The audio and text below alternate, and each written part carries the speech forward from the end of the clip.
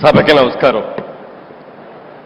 ఆంధ్రప్రదేశ్ రాష్ట్ర ముఖ్యమంత్రి వర్యులు గౌరవనీయులు శ్రీ చంద్రబాబు నాయుడు గారికి, ఉప ముఖ్యమంత్రి శ్రీ పవన్ కళ్యాణ్ గారికి, యువ నాయకుడు శ్రీ లోకేష్ గారికి, ఈ రోజున మనం సంస్మరణ సభ జరుపుకుంటున్న శ్రీ రామోజీరావు గారి కుటుంబ సభ్యులందరికీ, ఇచ్చేసిన పెద్దలకు అందరికీ నా హృదయపూర్వక నమస్కారాలు. కృషి, దీక్ష, పట్టుదల ఉంటే మనిషి సాధించలేనిది లేదు అనేది 100% రుజువు చేసిన వ్యక్తి శ్రీ రామోజీరావు గారు.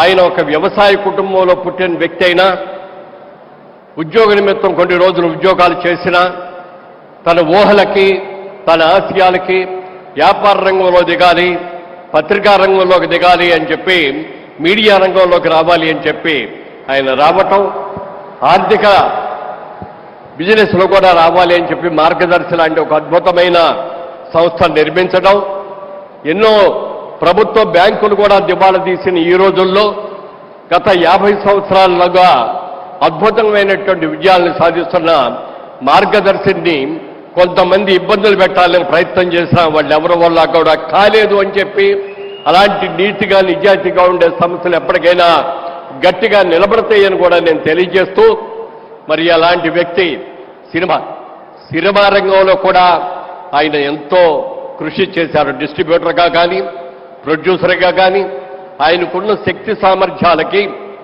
పెద్ద పెద్ద హీరోలందరినీ బుక్ చేసి అతిపెద్ద బడ్జెట్లో కూడా సినిమాలు తీయగలడు.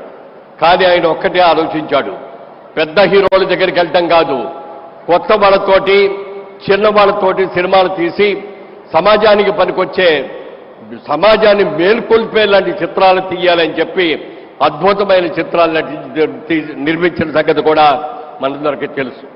అలా తెలుగు భాష గురించి, తెలుగు భాష ఇంగ్లీష్ భాషతో సంకరమైపోతోంది, మన తెలుగు భాషను చక్కగా నిలబెట్టుకోవాలి అని చెప్పి తెలుగు భాష ఉన్నతి కోసం ఎంతో కృషి చేసిన వ్యక్తి శ్రీ రామోజీరావు గారు.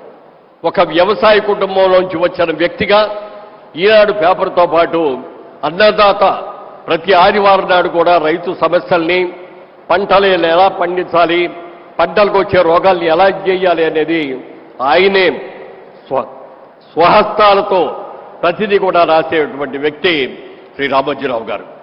అలాగే ఈనాడు పేపర్లో ప్రతిరోజు కూడా ఎడిటోరియల్ అంతా కూడా ఆయన స్వహస్తాలతోనే రాస్తారు తప్ప ఇంకొకరి బాధ్యత వహించరు.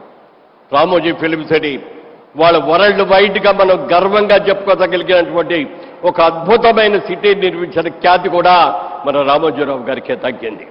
రామోజీరావు కొంతమంది బతుకుండగానే చనిపోయిన వాళ్ళ లెక్క, కానీ మరికొంతమంది చనిపోయిన తర్వాత కూడా బతుకుండే వ్యక్తులు ఉంటారు.